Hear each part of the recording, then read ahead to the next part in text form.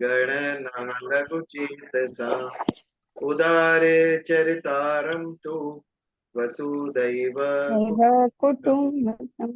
ॐ स्वस्ति न इन्द्रो वृद्धश्रवाः स्वस्ति न पूषा विश्ववेदाः स्वस्ति नस्तार्क्ष्यो अरिष्टनेमि स्वस्ति नो बृहस्पतिर्दधातु ॐ शांति शांति शांति। जय श्री कृष्ण। Sangeeta ben kindly recite Brahma Nirvana. हाँ। Bijal ji, actually I was going to sing a bhajan but मेरा गला काफी बैठा हुआ है, so I thought I would tell a small katha instead. Will that do? हाँ will do, it's okay. Okay.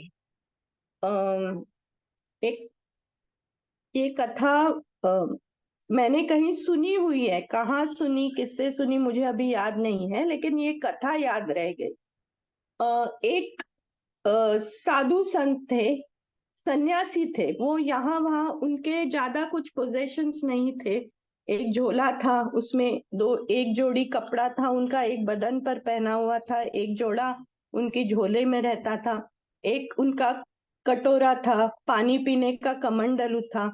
जहां पर जो मिल जाए वो खा लेते थे. जो प्यार से कोई दे देता था वही खा लेते थे, उसमें ही संतुष्ट रहते थे. जहां पर उनको आसरा मिलता था, चाहे कोई मंदिर हो, किसी गांव का, किसी के घर की आंगन हो, कहीं पर भी वो अपना डेरा जमाते थे. कुछ दिन वहां पर, एक दो चार दिन वहां बिताते थे. वहां पे लोगों के साथ बातचीत करते थे, उनके सुख दुख बांटते थे, उनको कभी प्रवचन दिया करते थे कि कैसे उनके दुख दूर करने चाहिए. ये सब करके वो अपने रास्ते फिर चले जाते थे. बहुत देर तक किसी एक जगह पर टिके नहीं रहते थे, क्योंकि सन्यासी भाव था उनको. कोई भावनात्मक कोई संबंध ये वो नहीं बनाने थे, तो वो निकल जाते थे. एक बार क्या हुआ, बहुत एक गांव में बाबा जी एक बार पहुंच गए.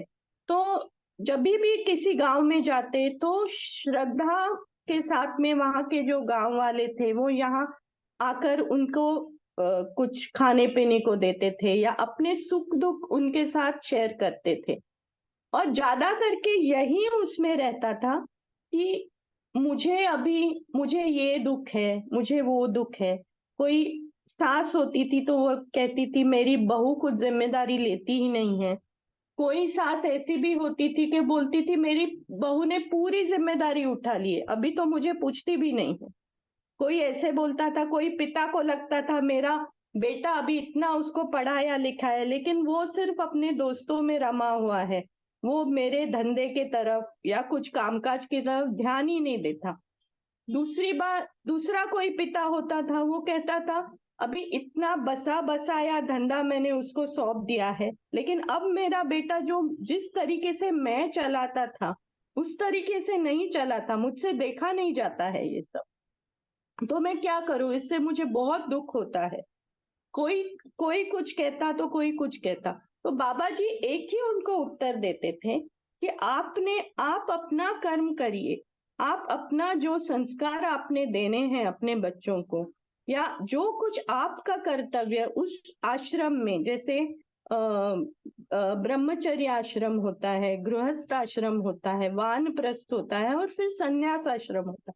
तो उस हर आश्रम के जो नियम है आपने वो अपने पूरी ईमानदारी के साथ उन्हें निभाए हैं. अब जो कुछ भी है वो आप भगवान पे छोड़ दीजिए. भगवान आपको उसका फल आपको जरूर देंगे. किसी का कुछ बुरा कभी नहीं होता है, ये विश्वास रखिए. आप अपना कर्तव्य करते जाइए. हर आश्रम के अनुसार जो कुछ भी आपको निहित आपके कर्तव्य है वो करते जाइए. और आपको और ऐसी अपेक्षा मत रखिए कि उसका फल मुझे आज ही मिलना चाहिए. कभी ना कभी जो कुछ आपके प्रयास हैं, जो कुछ भी आपके कर्तव्य आपने निभाए हैं, उसका कहीं ना कहीं उसका रजिस्ट्रेशन भगवान के दरबार में हो रहा है. तो वो देख रहे हैं भगवान सब कुछ. बुरा नहीं होगा। तो ये समझा समझा बाबा जी थक गए और हमेशा यही कहते थे कि डिटैच्ड होना चाहिए हर इंसान को, वो बूढ़ा हो चाहे जवान हो, उसको थोड़ा सा डिटैचमेंट चाहिए कि बहुत किसी चीज में बहुत ही इन्वॉल्व होना।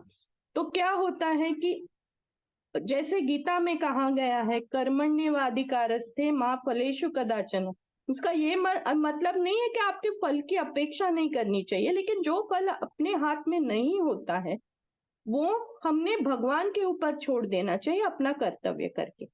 तो इस तरह समझाते रहते थे, लेकिन लोग थे कि मानते ही नहीं थे।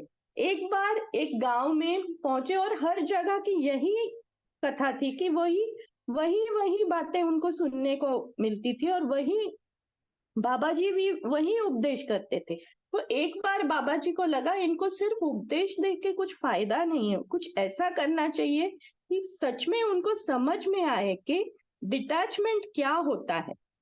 तो एक बार वो किसी गांव में एक पेड़ के नीचे उन्होंने अपना डेरा जमा लिया और वहां के लोग कहीं रात को वो पहुंचे और यही शुरू हुआ, शाम को पहुंचे तो यही गांव वाले आकर अपना रोना रोने लगे, ये ऐसा वो वैसा, हमको कोई पूछता नहीं, मेरे ये दुख है वो दुख है।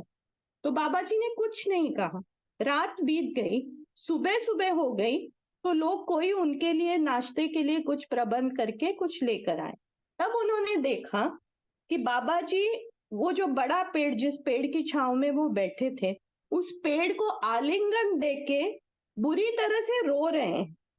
तो उनकी समझ में कुछ नहीं आया कि बाबा जी ऐसे क्यों कर रहे हैं, उस पेड़ को आलिंगन दे के रो रहे हैं। तो उन्होंने बोला, बाबा जी क्या हुआ, इस तरह क्यों खड़े हैं आप और उस पेड़ को एम्ब्रेस करके आलिंगन दे के क्यों रो रहे हैं?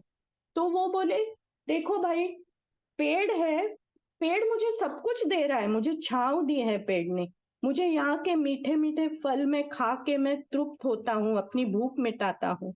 इस पेड़ के छांव में मैं सो सकता हूँ, आराम कर सकता हूँ।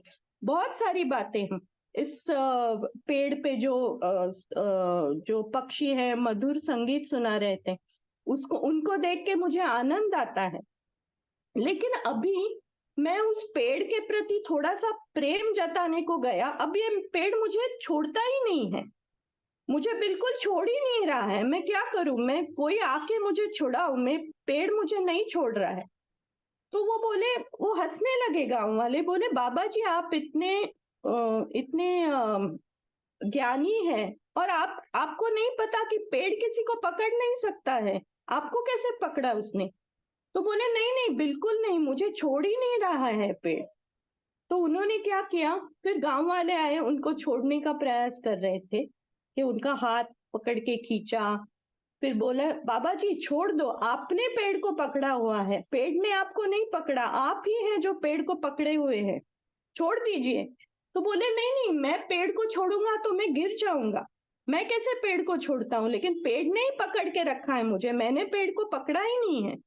तो बोला, नहीं पेड़ कैसे पकड़ सकता है? तो बोले, नहीं ऐसे कैसे, इतना बड़ा पेड़ है, छांव देता है, इतना है करता, तो क्या एक इंसान को पकड़ नहीं सकता है? तो बोले, नहीं पेड़ पेड़ किसी को नहीं पकड़ सकता, आप छोड़कर तो देखिए। तुम बोले, नहीं नहीं, मैं गिर जाऊंगा, मैं अगर पेड़ को छोड़ूंगा तो मैं ना पेड़ का रहूंगा ना कहीं और रहूंगा, मैं ना यहाँ का रहूंगा ना वहां का रहूंगा, मैं पेड़ को नहीं छोड़ूंगा। तो फिर गांव वाले बहुत, उनको पता ही नहीं चला कि क्या करे अभी इन बाबा जी का, वो पेड़ को पकड़ के बुरी तरह से रो रहे थे। तो उन्होंने फिर किसी तरह उनको समझाया और बोला, बाबा जी छोड़ दीजिए, हम लोग आपको पकड़े हुए हैं। और सब 3-4 जनों ने मिलके वो पेड़ से उनको अलग किया और लाकर बिठा दिया कहीं, और फिर उनको पानी वानी दिया और फिर बोले कि बाबा जी क्या हुआ था आपको, आप इतने ज्ञानी हैं, आप ऐसा ऐसे कैसे, पेड़ आपको तो पता है पेड़ तो निर्जीव है, उसको वो किसी को पकड़ कैसे सकता है, वो तो खुद अपनी जगह से हिल भी नहीं सकता है, आपको कैसे पकड़ेगा? तो बोले, अब समझ में आया आपको, ये जो संसार रूपी जो पेड़ है, जो आपको सारी सुख सुविधाएं दे रहा है, आपको आपको आप इनसे आनंद पाते हैं, अपनी भूख मिटाते हैं, अलग अलग तरह की भूख होती है इंसान की, कोई शरीर की भूख होती है, कोई ज्ञान की भूख होती है, अलग तरह की भूख। सारी सारी हमारी जो क्षुधा है, हमारी भूख है, ये संसार रूपी पेट वो हर वक्त किसी न किसी रूप में वो भूख मिटाता रहता है। लेकिन हम ये नहीं सोचते हैं, हम ये सोचते हैं ये संसार रूपी पेड़ ने हमको जकड़ रखा है। हमको ये सोचना चाहिए कि ये जब तक ये आनंद दे रहा है उसका आनंद लो और फिर आगे बढ़ो। उसमें उसमें इस तरह मत रम जाओ कि आपको ये पेड़ आपको जकड़ लेगा, आप छुड़ा नहीं सकोगे अपने आप को। तब उनको समझ में आया कि वो क्या कह रहे थे बाबा जी। बाबा जी वही कह रहे थे कि जिस तरह आप लोग मेरे पास आते हो अपने दुखड़े लेके, तो मैं हमेशा आपको कहता हूं कि आपको डिटैच्ड रहना चाहिए। आपको किसी भी चीज में अटैचमेंट बुरी बात है। डिटैचमेंट, आप प्यार करो, अपने बच्चों से प्यार करो, अपने धंधे से प्यार करो, अपनी जो आजीविका है उसको पूरी तरह से उसको समर्पित होके आप आप अपने कर्तव्य करो। लेकिन उसमें इतना भी डूब मत जाना कि आपको ये ध्यान न रहे कि आपको एक दिन वो सब त्याग कर निकलना है, आपको आगे जाना है, आपको यहीं पर फंसे नहीं रहना है। तो इस तरह बाबा जी ने फिर उनको समझाया। तब वो गांव वालों की समझ में आया कि हम लोग क्या गलती कर रहे थे, कि ये संसार रूपी पेड़ हमको जकड़े नहीं रखा है, हम लोग इसको पकड़ के रखे हैं। तो हमको धीरे से अपने आप को उस संसार रूपी पेड़ से छुड़ाने का प्रयास करना चाहिए। और जैसे उन लोगों ने बाबा को छुड़ाया उस पेड़ से, इस तरह गुरु रूपी जो हमारे हैं, जो भी गुरुजन हैं, वो हमको सहारा देते हैं कि छोड़ो इस संसार रूपी पेड़ को, तुम गिरोगे नहीं, हम हैं आपको थामने के लिए। आपको हमेशा, तुम किसी भी तरह आप गिरोगे नहीं, हम हैं, छोड़ दो इस संसार को। संसार को छोड़ना यानी अपने कर्तव्यों को छोड़ना नहीं है।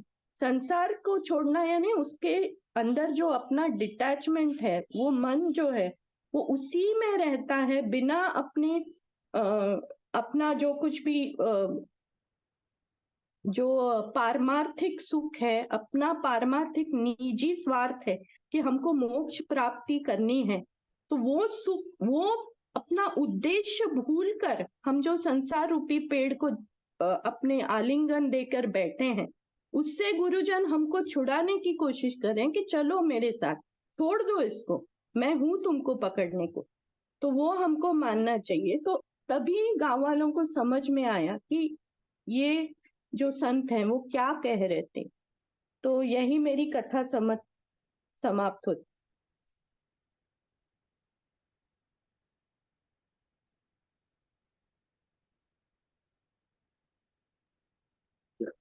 सुंदर बोध कथा। दृष्टांत से हमें समझाया कि अनासक्त भाव से कैसे जिया जाता है। बट ये एक झटके से नहीं होना चाहिए, स्लोली स्लोली, शनय शनय उपराम बुद्धे। अभी एक श्लोक किया हमने। भगवान कहते हैं धीरे धीरे उपराम होना है संसार से, एक झटके से नहीं होना है। यदि एक झटके से आपने छोड़ दिया तो संभव है कि आप वापस संसार की तरफ आकृष्ट होंगे। समझ कर छोड़ना है। तो छोड़ना है वो रिएक्शनरी नहीं होना चाहिए, इट शुड बी प्रोएक्टिव। समझ कर छोड़ना चाहिए और छूटना चाहिए, छोड़ना भी नहीं चाहिए। जब छूटेगा अपने आप तो वो समझ पूर्वक छूटा। एनीवेज, आगे बढ़े।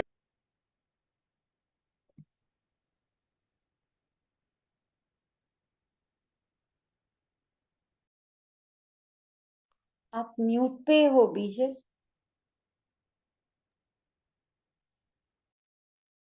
पिछली बार हमने 32वें श्लोक पर विचार किया। ध्यान योग का प्रकरण चल रहा है। जैसे 3 मार्ग भगवत गीता में मुख्य बताए गए, ज्ञान, कर्म और भक्ति।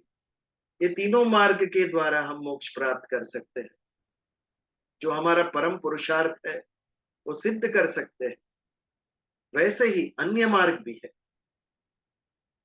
एक पतंजलि योग सूत्र, पतंजलि जी ने जो अष्टांग योग हमें दिया, यम नियम आसन प्राणायाम प्रत्याहार, धारणा, ध्यान, समाधि, ये 8 अंकों के द्वारा भी हम मुक्ति प्राप्त कर सकते हैं। वैसे ही ध्यान के द्वारा भी मुक्ति प्राप्त कर सकते हैं।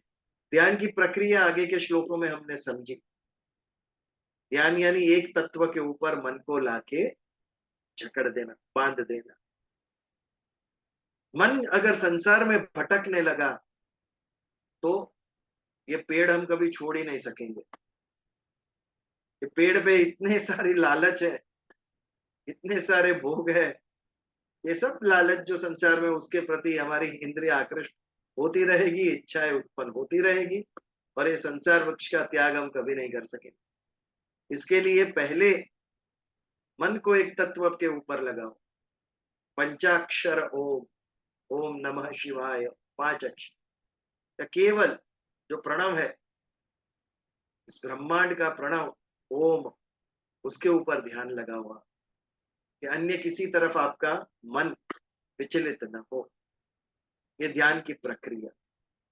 ये ध्यान के प्रकरण में 32वां श्लोक हमने देखा कि जिसका ध्यान सिद्ध हुआ है, जिसे समाधि तक जो पहुंच चुका है, ऐसा व्यक्ति इस संसार को कैसे देखता है, इस पर 32वें श्लोक पर हमने विचार किया। आत्मौपम्येन सर्वत्र समम पश्यति अर्जुन, सुखम वा यदि वा दुखम सयोगी परमो मतः। 2 बात कही ये श्लोक में भगवान ने। आत्मौ उपमेन सर्वत्र समपश्यति अर्जुन। उपमा, उपमा यानी एग्जाम्पल देना, कंपैरिजन करना। किसकी कंपैरिजन की? अपने स्वयं के शरीर की कंपैरिजन की। आत्मा यानी स्वयं की कंपैरिजन। हमारा ये जो देह है, अलग अलग अंगों से अव्यय से बना है। ये कान है, ये नाक है, ये हाथ है, ये पैर है, सभी अंग अलग है। लेकिन यदि पूछिए आपको ये क्या है, आप कहेंगे ये हमारा देह है। अंग अलग अलग है, लेकिन ये सभी मिलकर बनता है शरीर, देह, मैं, जिसे हम मैं कहते हैं, वो बनता है। और इसके लक्षण क्या है? यदि एक अंग को भी पीड़ा हुई तो सारा देह पीड़ा का अनुभव करता है। कहीं भी मन नहीं लगता, कहीं भी चैन नहीं लगता। एक छोटे से दांत में भी यदि पीड़ा हुई तो मन कहीं और लगेगा नहीं। हम रास्ते पे चल रहे, गार्डन में चल रहे, और यदि पैर में कांटा लग गया तो पैर में दर्द कर रहा है, लेकिन वो कांटा निकालने के लिए तुरंत हमारे हाथ आगे बढ़ेंगे। भूख पेट में लगी है और क्रिया मुख करता है खाने की, उसमें कभी जबान भी आ गई 2 दांत के बीच में, तो क्या खाना खाना छोड़ दिया? वो नहीं कहता मैं क्यों खोलूं, भूख तो पेट को लगी है। Two we are different. हर एक अंग अलग अलग है, सबका नाम अलग अलग है, लेकिन सबका कार्य समान है। एक दुखी होता है तो दूसरा होता है, और यदि एक को सुख मिला तो सभी को सुख प्राप्त होता है। आपको जो पसंद है वो आपने खाया। अभी आम की सीजन आएगी, यदि आपको आम पसंद है, आप खाएंगे आम, खुश कौन होता है? मन खुश होता है, पूरा शरीर खुश हो गया। स्वाद तो जबान ने लिया, लेकिन खुश मन हो गया। Whole body is connected. 2 different names, different parts, लेकिन we are functioning as a whole. ये हम शरीर से सीखते हैं, और उसकी उपमा दी, शरीर की उपमा। इससे हमें समझना है योगी का मन। योगी का मन कैसा है? हमारा शरीर जैसा, अर्थात वो सारे विश्व को एक समझता है। हम भेद करते हैं, ये भारतीय, या अफ्रीकन, या अमेरिकन, ये चाइनीज। जो योगी है वो योगी, वो कहेंगे हर एक जीव है, दे ऑल आर वन। जब तक हम हर एक जीव के अंदर जो आत्मा है उसका दर्शन नहीं करेंगे, तब तक हम योगी की अवस्था तक नहीं पहुंचे। यदि ये हम नहीं देख सकते हैं तो भेद दृष्टि है मेरे अंदर। अर्थात राग और द्वेष मेरे अभी तक गए नहीं है। कुछ पसंद है, कुछ नापसंद है। जब तक पसंद और नापसंद है तब तक इच्छाएं हैं। इच्छा किसकी होती है? जो पसंद है वो मिले और जो नापसंद है वो दूर जाए। लेकिन भगवान कहते हैं ऐसा नहीं चलेगा। जो पसंद है वो कभी कभी नहीं मिलेगा और जो नहीं पसंद है वो ही मिलेगा। अब स्वर्ग लोक में नहीं है, पृथ्वी लोक में है। और पृथ्वी लोक का लक्षण क्या है? संघर्ष, स्ट्रगल। स्वर्ग लोक में कोई स्ट्रगल नहीं। बचपन से स्वर्ग लोक की बातें हम सुनते आते हैं, कथाएं सुनते आते हैं। कभी किसी को खाना पकाते हुए देखा नहीं स्वर्ग में। कभी किसी को ऑफिस जाते हुए देखा नहीं स्वर्ग में। कभी किसी को डॉक्टर के पास जाता हुआ देखा नहीं स्वर्ग। Isn't it boring? करते क्या होगे पूरा दिन वो लोग स्वर्ग? कोई संघर्ष ही नहीं। हमारे यहाँ संघर्ष है। बालक जन्मा, रोता है, रोते हुए आता है। क्यों रोता है बालक? नए वातावरण में सांस लेनी है उसे। जब भी एक एग्जिस्टिंग स्थिति बदलती है तो दैट गिव्स यू स्ट्रेस, संताप उत्पन्न करती है जब हमारी परिस्थिति बदलती है। तो कल तक गर्भ के अंदर बालक था, आज जैसे ही विश्व के अंदर आया, वातावरण के अंदर आया, अभी सांस कैसे ले?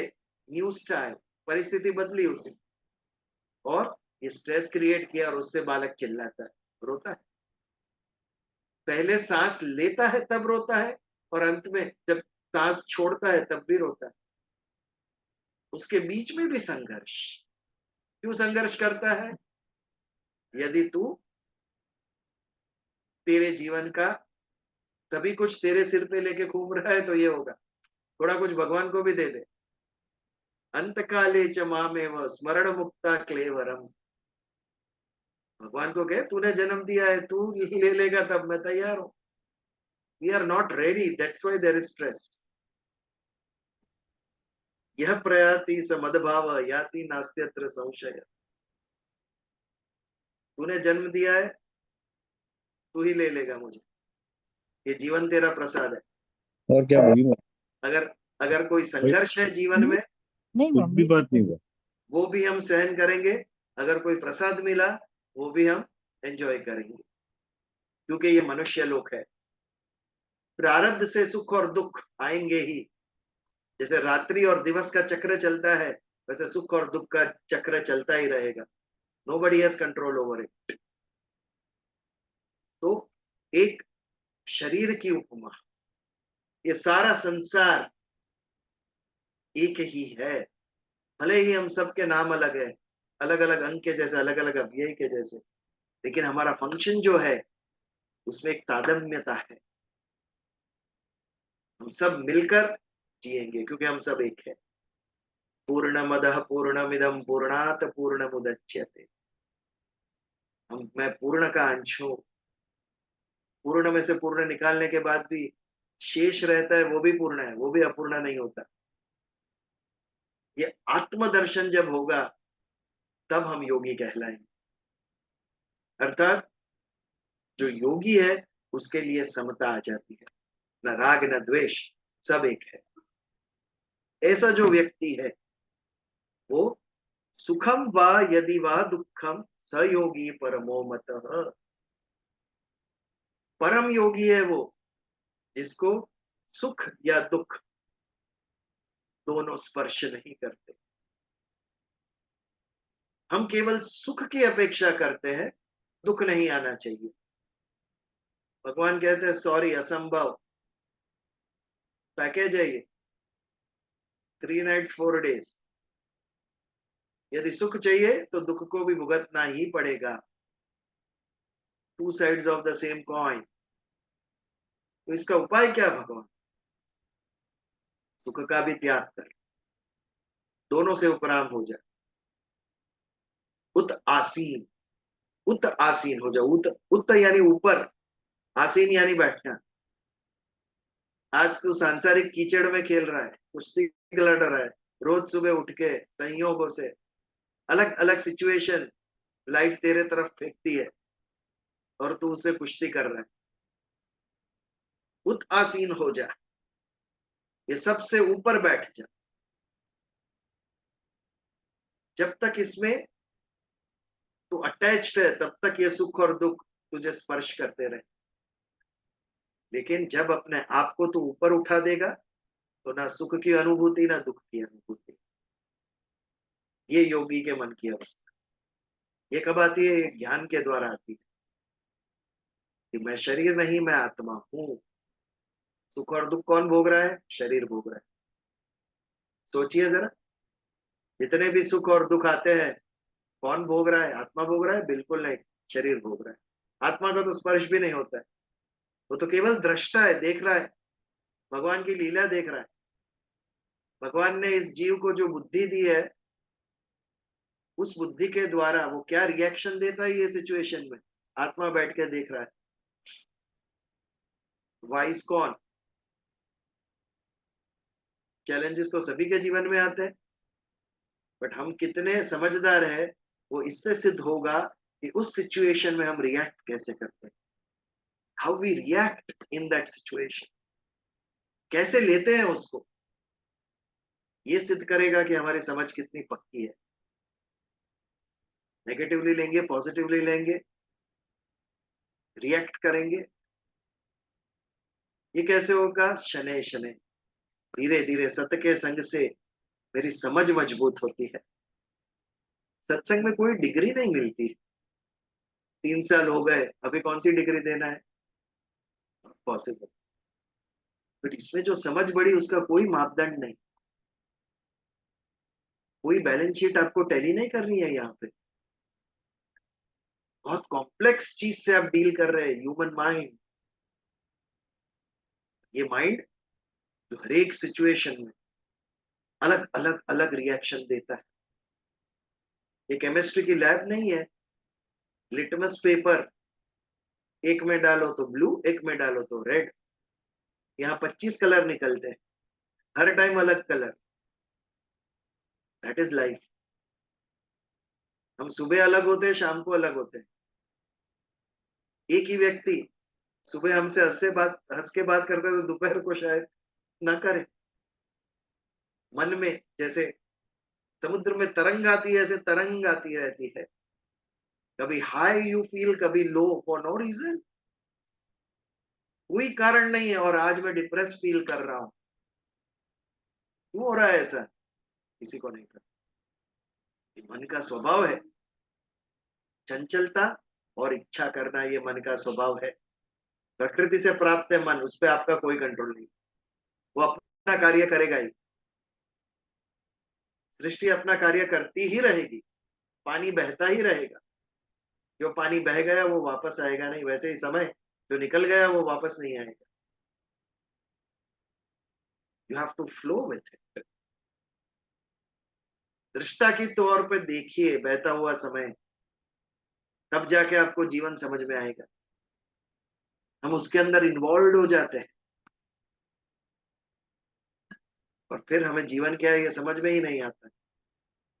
अगर मैं कौन हूं ये समझना होगा तो पहले मैं से दूर हटना पड़ेगा। दूर हटोगे तो आपको सत्य दिखाई देगा। वो एम आई। मैं की समझ आई तो विश्व की भी समझ आएगी। ये मैं हूं और ये अन्य है।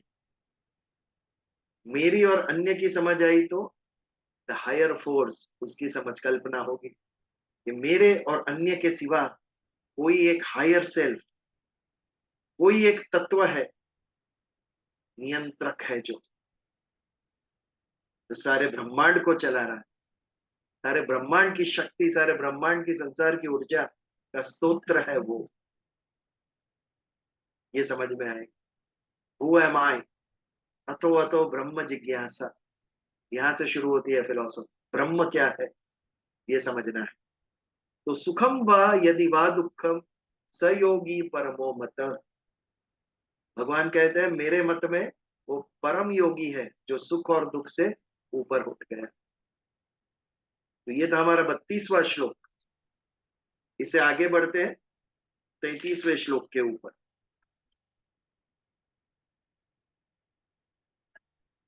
अर्जुन हमारे जैसा है, कॉमन मैन, सामान्य व्यक्ति,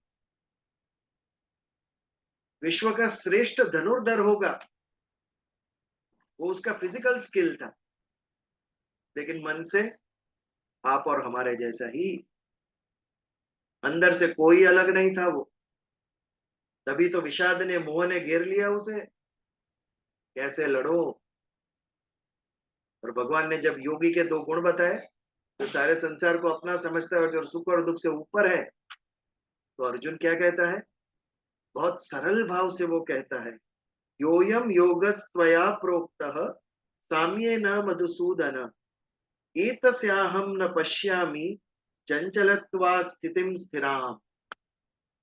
ये भगवान, योयम योगस्त्वया प्रोक्ता, प्रोक्ता यानी कहा, आपने इस ध्यान योग के बारे में अभी मुझे कहा, साम्येन मधुसूदन, मधुसूदन यानी कृष्ण, साम्येन यानी समता पूर्वक, सुख और दुख में समान रहना, ये समता है। और आगे योग की एक व्याख्या की थी हमने, कई बार मैं कहता हूं, समत्वम योग उच्यते। योग यानी आत्मा का परमात्मा से मिलन, दिस इज योग। भगवत गीता के 18 अध्याय के पीछे योग आता है। क्यों आता है योग? क्योंकि ये योग हमें मोक्ष दिलाने वाला है, आत्मा को परमात्मा में विलीन करने वाला ये ज्ञान है, इसके लिए उसे योग कहा गया। आज ये योग शब्द इतना सीमित रह गया है। जैसे ही योग शब्द हमारे आंख के सामने आता है, तो केवल हमें आसन और प्राणायाम ही दिखाई देते हैं। दैट इज नॉट योग, I would say that is incomplete. उसके 8 में से 2 ही अंग हमें पता है, आसन और प्राणायाम, बट इट बिगन्स विथ यम, असतेय, ब्रह्मचर्य, अहिंसा, सत्य, ये सब 5 गुण मेरे अंदर आए, वो उसका पहला चरण है। ये इससे मन नियंत्रित होगा। सत्य, अहिंसा, ब्रह्मचर्य, असतेय और एक 5वां, ये 5 आएगा तब उसे यम कहते हैं हम। जरा प्रयास करो ये 5 में से एक गुण आपके अंदर आए, ये आए, बाद में आप नियम पे जाना, उसके बाद आसन, उसके बाद प्राणायाम। ये 8 जन्म आपको कम पड़ेंगे, केवल ब्रह्मचर्य का पालन करना। हमारी चर्या संसार में है मन की, ब्रह्म में नहीं है।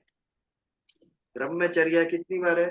45 मिनट्स के सत्संग में से 5 मिनट ब्रह्म में होगी चर्या। ये हमारी परिस्थिति है। तो यहां से शुरू होती है। It is cleansing of your self from with in first. पहले आत्मशुद्धि है, उसके बाद शरीर, पहले इंटरनल क्लींसिंग, उसके बाद शरीर को स्वस्थ करो आप। तो आपने ये जो समत्व की बात कही, राग और द्वेष से ऊपर उठने की बात की भगवान, वो बहुत अच्छी है, लेकिन एतस्याम न पश्यामि, मुझे नहीं लग रहा है, पश्यामि यानी देखना, कि मैं ये कर सकूंगा। क्यों? चंचलत्वा स्थितिम स्थिराम, मन चंचल है, एक स्थिति में रहता ही नहीं है, स्थिर रहता ही नहीं है मन। तो फिर उसको मैं योग में आगे कैसे लगाऊं? और बात सही है अर्जुन, मन चंचल है, मन अस्थिर है, एक जगह पे टिकता नहीं। लेकिन यही तो कारण है कि मनुष्य ने इतनी प्रगति की। यदि मन चंचल नहीं होता, यदि मन में इच्छाएं नहीं होती, तो हम लोग रोबो जैसे हो जाते, मशीन। मशीन को कोई इच्छा नहीं, आपने जैसा प्रोग्राम उसके अंदर फिट किया उतना ही चलता है वो। और वो भी सेल्फ स्टार्ट नहीं है, उसको you have to on the button, तब जाके स्टार्ट होता है। हमें किसी को सेल्फ स्टार्ट देना पड़ता ही नहीं है, इच्छाएं आती ही रहती है। हमें इच्छाओं को स्टॉप करनी पड़ती है, रुक, इसमें से मैं सक्षम खाली एक ही पूर्ण करने के लिए हूं। तो मन अस्थिर है, मन चंचल है, इसी के कारण मनुष्य ने प्रगति भी की है। दुधारी तलवार है, double edge sword, it's up to us how to use it. बहुत सुंदर श्लोक है एक। मनः एवं मनुष्याणाम कारणम बंध मोक्षयो। ये जो मन है मनुष्य का, वही कारण है कि आप बंधन में गिरेंगे या मुक्त होगे। मन यदि संसार में लग गया तो बंधन, पुनर्जन्म निश्चित, स्वर्ग नरक पुनर्जन्म चक्र चलता ही रहेगा। और यही मन अगर ईश्वर में लग गया यदि उपराम हो गया तो मोक्ष, मुक्ति डेफिनेटली मिलेगी। It's up to us way to use it. सत्ता किसके पास होनी चाहिए? जो समझदार है उसके हाथों में सत्ता होनी चाहिए। बंदर के हाथ में तलवार दोगे तो राजा का नाक कटेगा ही। जो समझदार है उसके हाथ में सत्ता होनी चाहिए। वैसे ही जो समझदार है उसे पता है कि मन को कहाँ लगाना है, सत्य के मार्ग पे लगाना है कि असत्य के मार्ग पे लगाना है। ये विवेक, ये विवेक आना चाहिए हमारे अंदर। जब विवेक आएगा तो ही वैराग्य आएगा। जब समझ आएगी कि ये संसार असत है और ये जो आत्मा है वो सत है, ये समझ आएगी, ये ज्ञान आएगा, कन्विक्शन आएगा, उसके बाद अपने आप हमारा मन जो है वो सत में लगेगा। असत का जो अट्रैक्शन है धीरे धीरे धीरे वो कम होगा। लेकिन यहाँ पर अर्जुन एक कॉमन पर्सन की बात करता है कि भगवान मन अस्थिर है, मैं ध्यान करूं तो कैसे करूं? मन कहाँ जाता है? मन विश्व के संसार के भोगों में जाता है। संसार से क्या चाहिए हमें? संसार से हमें एंजॉयमेंट चाहिए। हमारे जीवन का ध्येय क्या है? लक्ष्य क्या है? आज से 3 महीने के बाद यहाँ घूमने जाना है, अभी से बुकिंग चालू हो जाता है। We want to enjoy life. ये एंजॉयमेंट आता कहाँ से? ये एंजॉयमेंट संसार से आता है। संसार से हमारी ये अपेक्षा है। संसार से हमें भोग चाहिए, मटीरियलिस्टिक हैप्पीनेस चाहिए, ये लूटना है। और ये लूटने में मन मदद करता है। यहाँ तक कि जो हमारे नियत कर्म है, जो हमारे आवश्यक कर्म है जीने के लिए, वो भी हमें बोरिंग लगते हैं। बिकॉज अगेन एंड अगेन वही करना है। बहनों को रोज सुबह जाकर रोटी बेलनी है, बोरिंग लगता होगा उनको। मन को नया नया कुछ चाहिए। वो का वो ही चीज बोरिंग लगती है। मन लगता नहीं इसके लिए, उसमें अभ्यास में मन लगता नहीं है बच्चों। बड़ों का भी कहाँ लगता है? बच्चों को हम ब्लेम करते हैं। कितने बड़े पढ़ सकेंगे भगवत गीता 2 घंटा बैठ के? बताइए मुझे। हमारा भी मन नहीं लगता है उसके अंदर। तो बालक हो या बड़ा हो, मन तो मन ही सबका समान है। बच्चे को चाहिए कि जाके खेले, लेकिन हम उस मन को मार देते, नहीं तुझे पढ़ाई करनी है, एक ही विषय के ऊपर ध्यान केंद्रित करना है तुझे। इसके लिए विद्रोह होता है अंदर से। मन को चाहिए फ्रीडम, और वो फ्रीडम हम छीन लेते हैं उससे। इसके लिए विद्रोह होता है अंदर से। अर्जुन की भी वही परिस्थिति है, सिर्फ हमारी नहीं है। कि मन को लगाऊं कैसे भगवान? मन अस्थिर है और मन चंचल है, लगता ही नहीं है एक जगह पर। ये था अर्जुन का प्रश्न, 33वां श्लोक। बस इतनी छोटी सी बात थी ये श्लोक में। कोई डीप मीनिंग इसमें नहीं था कि जिसको हम डिटेल में एक्सप्लेन करें। तो ये जो 32वां और 33वां श्लोक देखा, उसके ऊपर यदि कोई प्रश्न हो तो वी कैन टेक इट, नहीं तो फिर आगे बढ़ते हैं। एनी क्वेश्चंस अभी तक की चर्चा पे?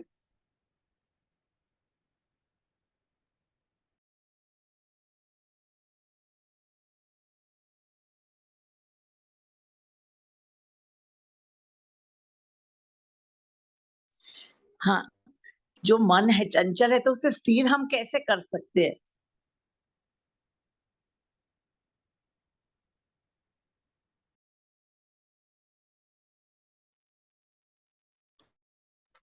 म्यूट पे हो आप बीजल जी?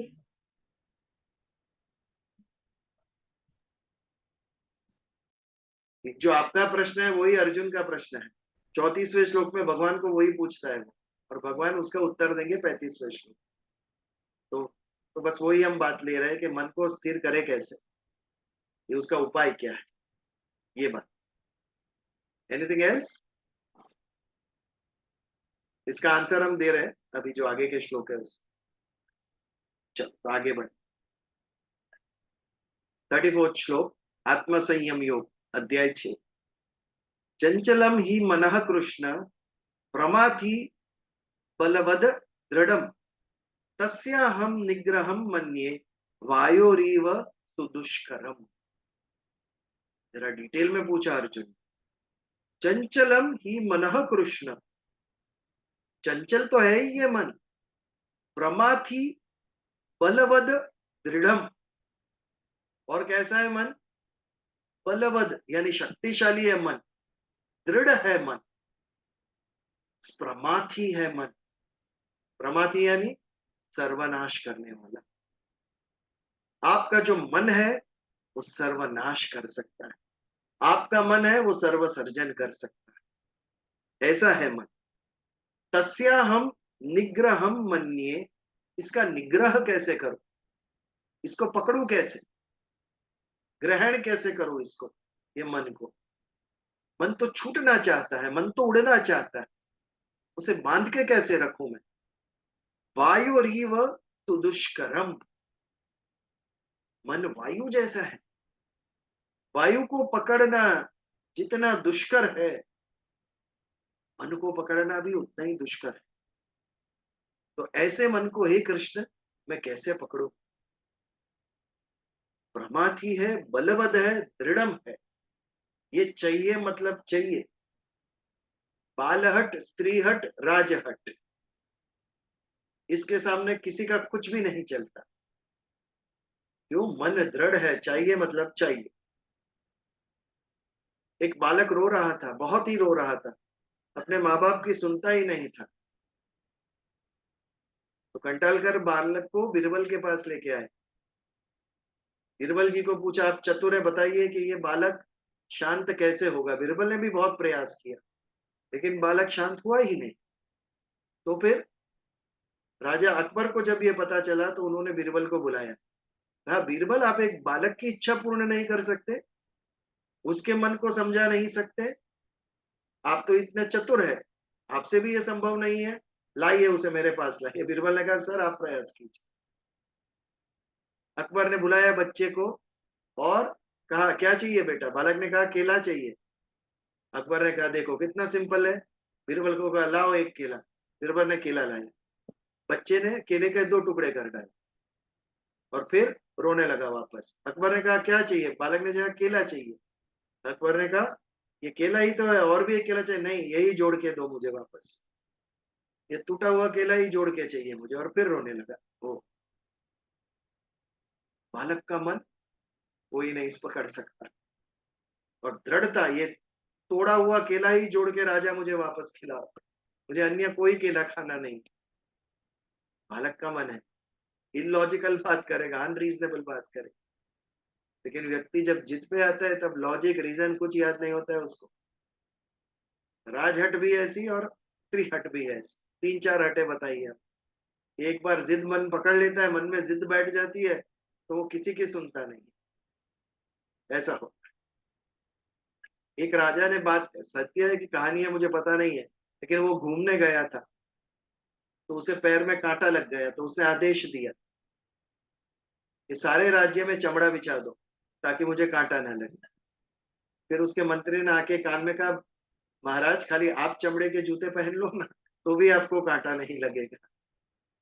ये राजहट, ऐसी होती है राजहट। उदाहरण बहुत है, कहने का तात्पर्य मन दृढ़ है, इलॉजिकल बात भी पकड़ ली तो मन छोड़ता नहीं है। रीजन लॉजिक कोई उसके सामने काम नहीं करता। बलवान है मन, एक बार ठान ली तो ठान ली, करके दिखाता। प्रमाथी है, विनाश करने वाला मन है। एक बार मन में आ गया विनाश करना है तो व्यक्ति करके छोड़ता है उससे। ये बात है मन, ये मन के गुण।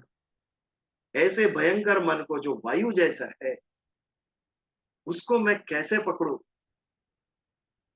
यही प्रश्न था ना हीना जी आपका कि ये मन को हम कंट्रोल में रखे तो रखे कैसे। आज 10:15 हो गए, इसके लिए डीप में नहीं जाएंगे हम ये श्लोक पर, लेकिन यही श्लोक हम अगले मंगलवार भी कंटिन्यू करेंगे। और फिर उसके बाद 35वें श्लोक से भगवान उसका उत्तर देते हैं कि मन को नियम में रखने के उपाय क्या है। बट आज समय की पाबंदी, समय हो चुका है, तो आज वो हम नया आरंभ नहीं करते। आज का प्रवचन हम यहीं पर समाप्त करते हैं। आज के प्रवचन में किसी को कुछ प्रश्न हो या किसी को कुछ शेयर करना हो तो मोस्ट वेल, नहीं तो फिर प्रार्थना करें।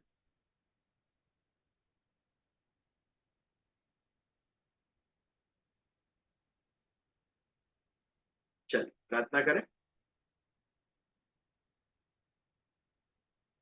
करचरण कृतं वाक्काया कर्मजं वा श्रवणनयनं च वा मानस वा पराधं विहितं विहितं वा सर्वमेतत् क्षमस्व। जय जय जय करुणाब्दे श्री महादेव शंभो। ओम शांति शांति शांति। जय श्री कृष्ण। जय श्री कृष्ण। जय श्री कृष्ण। जय श्री कृष्ण। जय श्री कृष्ण। जय श्री कृष्ण। जय श्री कृष्ण।